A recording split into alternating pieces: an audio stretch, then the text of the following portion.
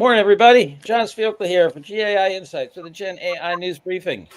We've got lots going on today. Some announcements from Anthropic in terms of workspaces. We have interesting new stuff about medical image, annotation. We also have some very important information, or at least I think it's important information about how benchmarks can be hacked and so forth. All right. Akash, could you start us off with the first article, please? Sure, John. So the first one that we have for today is about Scribble prompt. So it's a fast and flexible approach to help doctors annotate medical scans. All right. David, what do you think about this one? Yeah, so this is a tool or an AI framework, as it's been called, that was developed by some folks at MIT, Harvard, other institutions up in Paul's neck of the woods.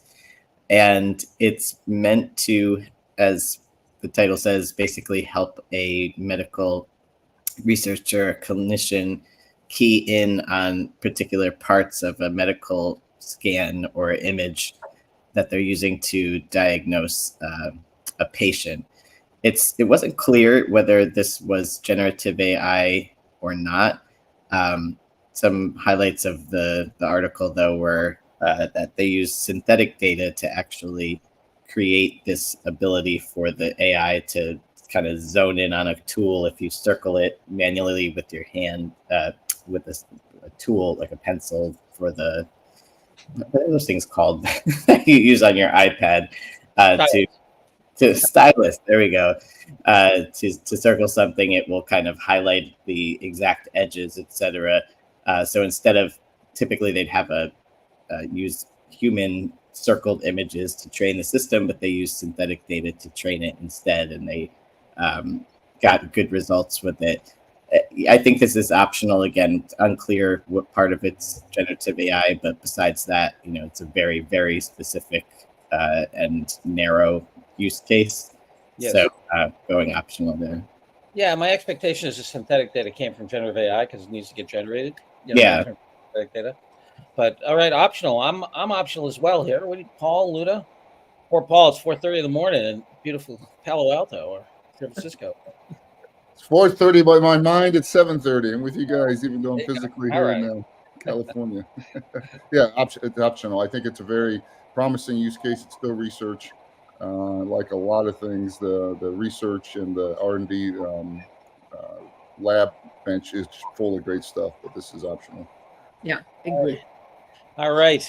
For our friends over at the Computer Science AI Lab at MIT and the beautiful building they have there. All right, Akash, next. We have an optional. First up.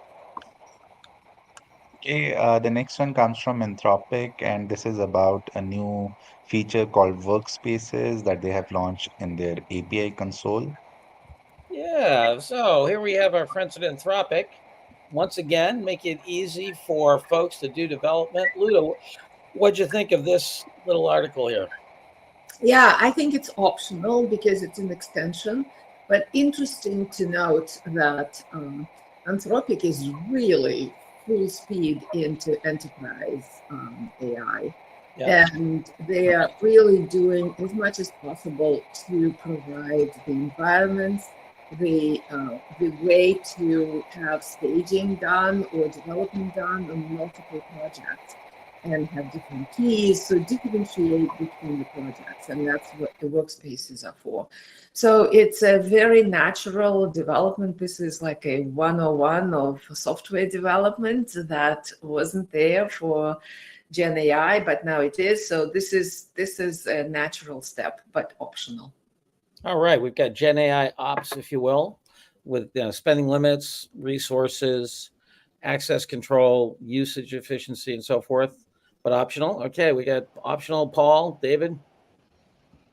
I would say I second optional. It is interesting indication and one of many that we've seen of kind of the maturation of these tools, though, right? We're now seeing these kind of finer controls, role-based access control. I remember, 6-8 months ago, we were saying that was an impressive capability that was built up by Blue Cross Blue Shield, we mentioned it in the article that we wrote for HBR on them, and now it's definitely rolling out across, any of these tools. They're starting to look like the tools that you use for provisioning any other type of software that's pervasive like this. So other than that, though, optional. Paul, you used to run software development teams here, optional? Yeah, it's optional, but it does, just to picking on David's thing. I mean, if you really look at the focus on enterprise from here, Anthropic, from Cohere to Inflection AI to Liquid AI to AI 21 and other vendors that we've been doing briefings with for our buyer's guide. These are all natural things here. The enterprise needs more than just a fast engine, i.e. fast LLM. So, but optional. It's just everyone's now putting brakes and steering wheels on the car with the LLM motor. All right. We get optional here as we go toward enterprise capabilities. Next, Ankash. Okay, the next one comes from SambaNova Systems, and they claim that they have launched the world's fastest AI platform. Yeah, very interesting. SambaNova with their proprietary chip, creating an environment running the Llama 31405. Paul, I know you talked to our friends at SambaNova here. What's up? I've been watching these guys for a while. Let me make the case for essential, and we'll see if I'm pushing it too much. If you have not tried this, I encourage you to try it. It is breathtakingly fast. And if you remember back in the early days of the search, when Google showed up, they were breathtakingly fast, and it was really transformative for getting the word out and early adoption. So one, it's breathtakingly fast. Two, you can today go for free and start using this massive 405B open source model, Llama 3.1. So it's easier one. I'm actually now made it it's in my AI rotation with the 5 other robots I'm using because I'm so impressed with it. Third is they're really focused on behind the firewall proprietary stack. So we've got NVIDIA chip, NVIDIA's model. So they're got a vertical integration play. This is head-to-head competitive with that, and will be head-to-head competitive with 3 or 4 other vendors that are focusing on behind the firewall solutions. So I think it's essential for AI leaders to be aware of this promising offering out there. So behind the firewall, you can control your costs. You understand what's going on. It's behind the firewall, control your data. Luda, essential? Yeah, I can support essential if in fact all of this true, but Paul has already kind of tested it and speed is there. So that's then essential. I'm a little burnt with the reflection. Yeah. Oh, this one you can actually go drive though. The reflection was all claimed. This one you can go test yourself. Okay, good. Yeah. All right, so we're getting over our reflection hangover here.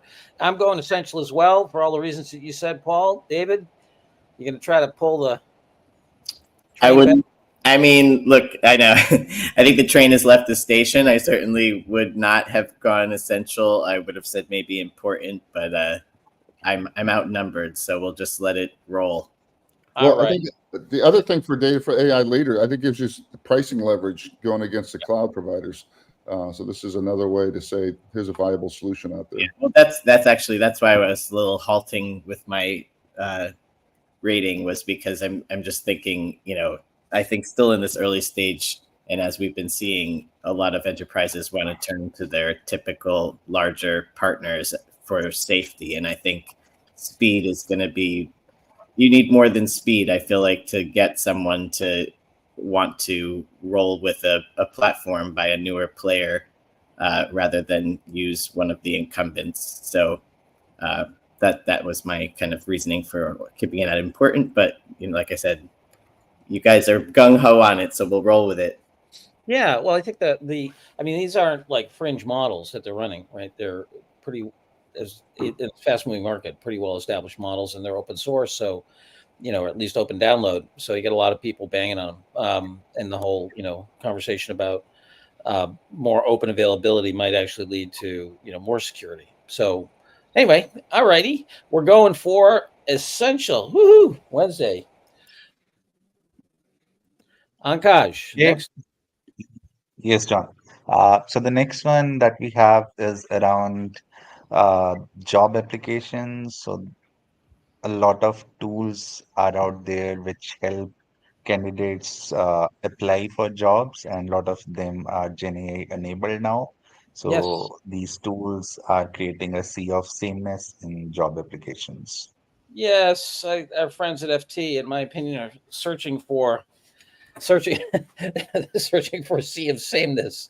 Anyway, David, what do you think of this thing?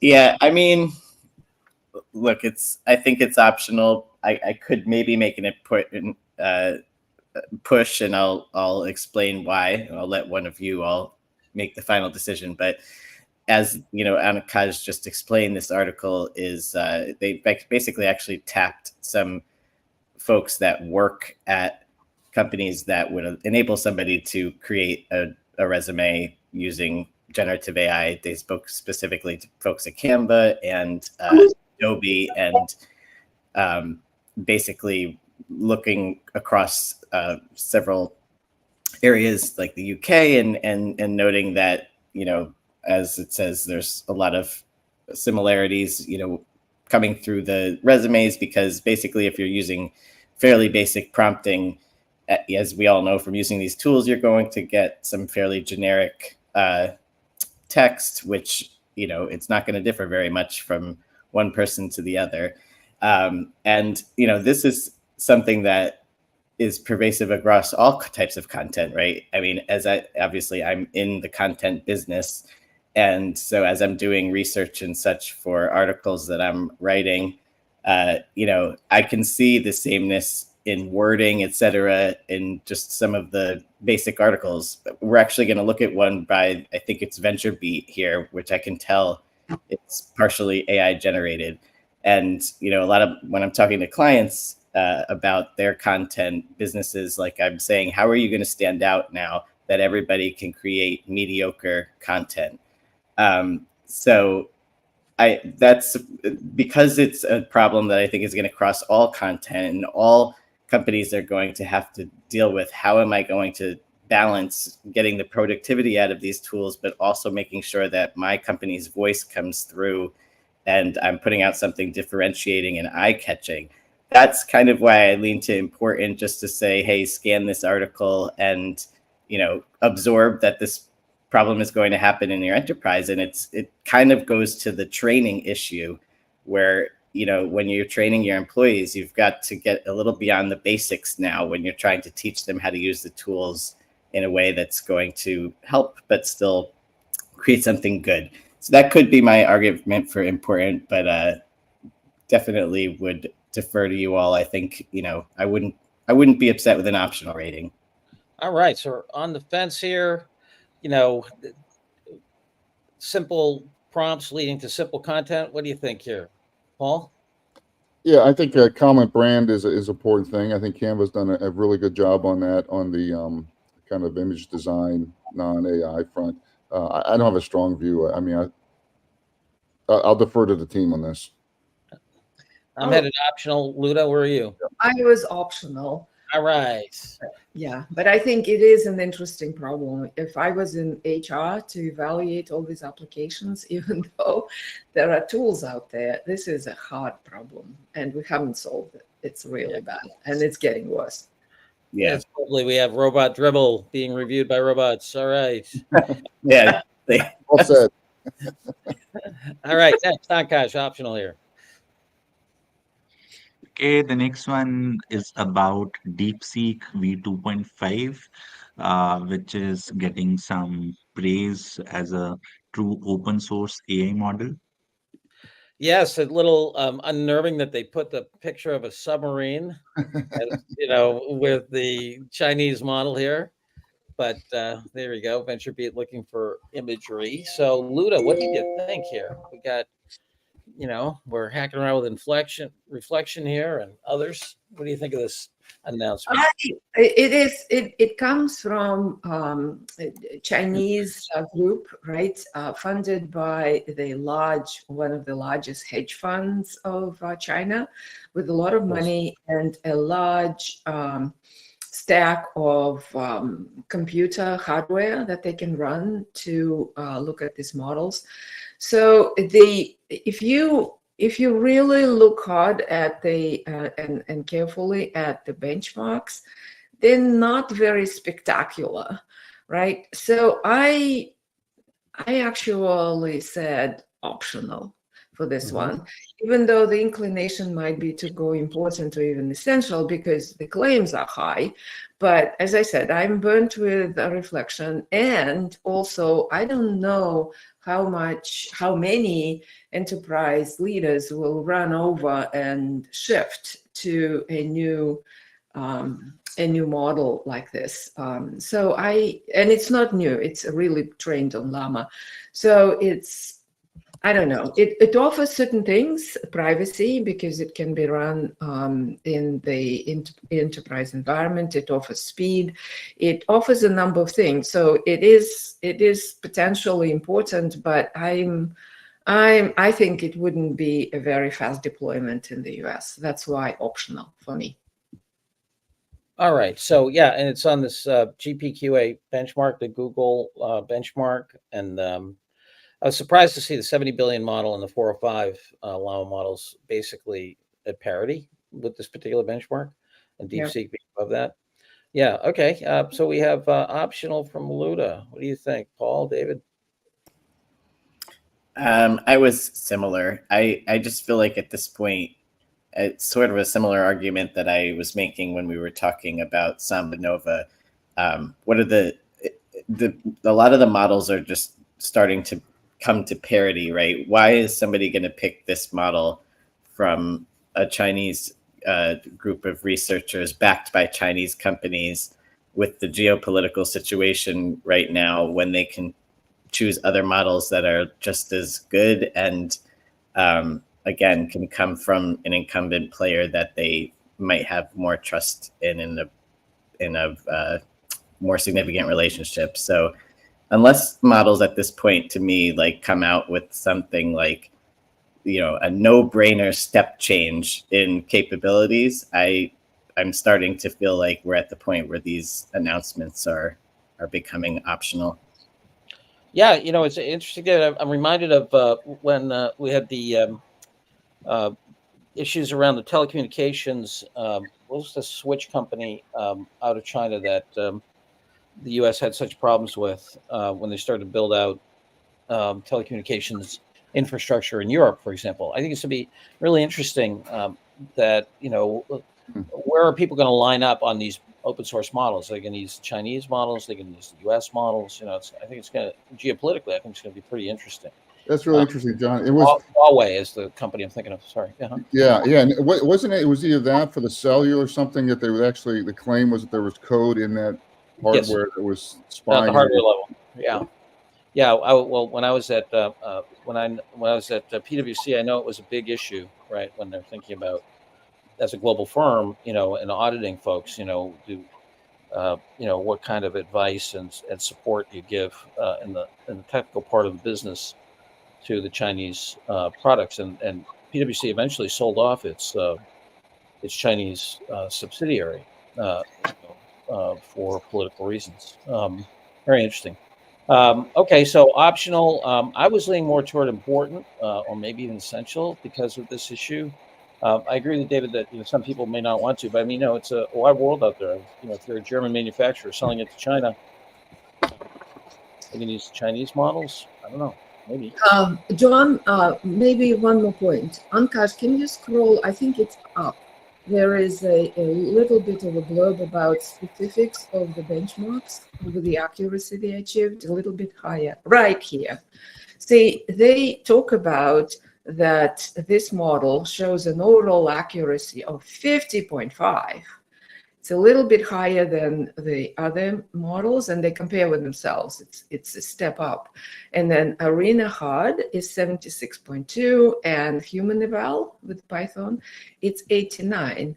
It's not yet there, really. So it is, the benchmarks are creeping up, but this is still the thing in development, let's put it this way. So for me, it's still optional. All right, we're headed for optional. Any objections? Going once, twice. Optional it is. Sorry, guys. All right, next, Ankaj. Okay, so the next one is more around how you can beat GPT-4 with a 13 billion model.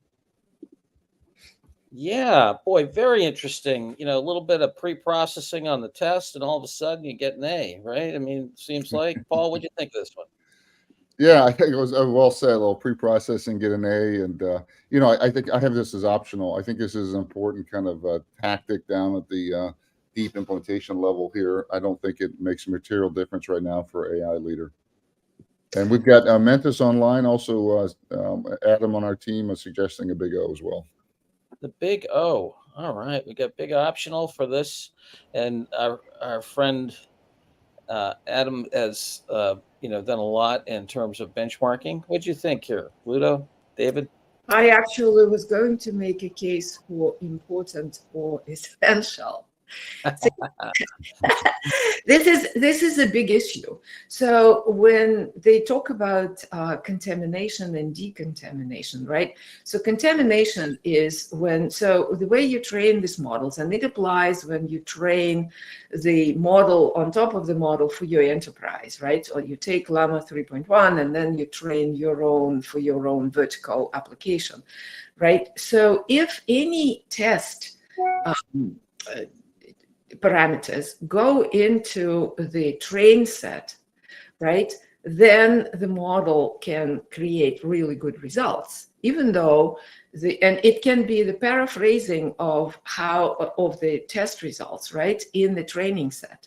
So it's a problem that hasn't been solved. So there are several techniques that this article lists, and they don't really work. So you try to catch the stuff in the training set, and you don't. And if you don't, you show good results, but the model is subpar. So what these guys have done is created another method, and there is a deep research paper behind this, right, that talks about their model. And quite of a sudden, you have better results when you really clean up the training set from the potential test data. So I actually think this is super important because maybe Adam is disagreeing with me. He is to be trusted, but that's how I read it. He was referring to the previous article. He said for optional. Okay. So this one, I really think it's worth every leader to know and send their people to go read this. Yeah, I'm with you, Luda. I was on important for this one because I think it's a good reminder to the AI leader to take a bit with a grain of salt the benchmarks that we see constantly used by these model makers, because honestly, the more we get into this, the more this contamination is a risk, right?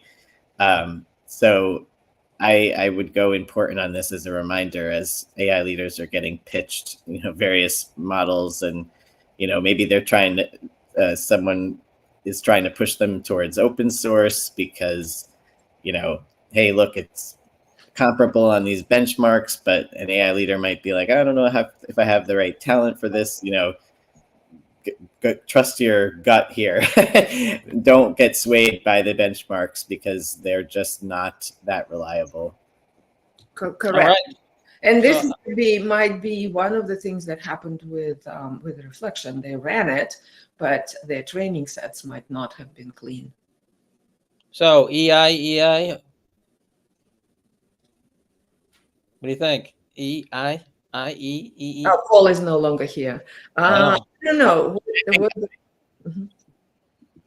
I would go. I don't know. I would go at least important. I don't know. Support essential though. I could support essential. All right, let's go for essential because this decontamination issue is a real concern, right? Good paper underneath it. Essential reading. Here we go. All right, next, Ankaj.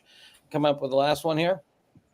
Yes, John. So the last one is from RCAI, if I'm pronouncing that right, and they have unveiled SambaNova, So this is a specific model for enterprises, and they have done some interesting tuning in terms of using 3 different models to create this one. Yeah, I was going to make the case for important on this one. This is a very nice environment, the ability to get behind the firewall, more control, the open source components, the 70 billion model isn't open source, right? But there are components where they do free API for testing and evaluation. They do 8 billion parameter open source version of the model. And then, their data set generation pipeline is for, creating complex question and answer activities are available. The performance is good, and gives them, privacy, stability, customization, cost control. This AI sovereignty is a big deal. So I was going to make a case for important, not essential, but not optional. I'm okay with important. This is a trend of essentially, so they can draw into Amazon AWS environment, right? And that's makes it with the right security and the other things that they can inherit from Amazon. So this is quite, and we'll see more of that. So it is a trend, and I think it's important to note. Yes, we have a thing later today. We have our seminar on Own Your Own Intelligence. I think this is an example of it, right? When you start getting into the cognitive layer of organizations, more control, also more predictability, cost control, security, and so forth. Mm-hmm. All right, we're headed for important. You good with that? I support. All right. Oh my gosh, there we have it. We're ending on an important. What do we have for the big tote?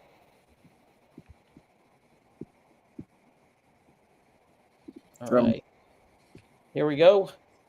Optional, essential, essential, important. All right. We got fast and flexible.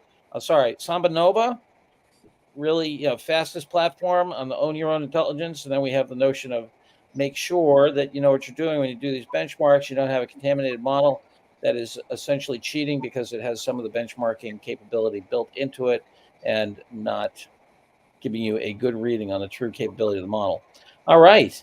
That's what we have happening today in terms of announcements. Our Own Your Own Intelligence effort is happening at 11:40 at noontime. LinkedIn Live event, and that's noontime East Coast time, United States. So we'll run for an hour. We have Sandy Pentland. We have Ariel Sofel.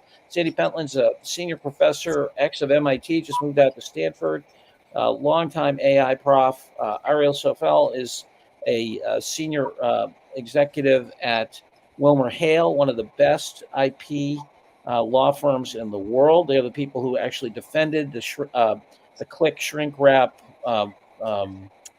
contract. Everybody gets when you click, and then you're bound by that all the way to the Supreme Court. We have Paul Byron and myself. We're going to talk about this notion of owning your own intelligence as a vital part of managing an organization as we use more and more of these models to drive productivity. Any other announcements, Luda, David? No, good luck with the seminar. That sounds really cool. Yeah, it should be fun. All right. Thanks, everybody. Don't forget to subscribe and like us, and see you all tomorrow.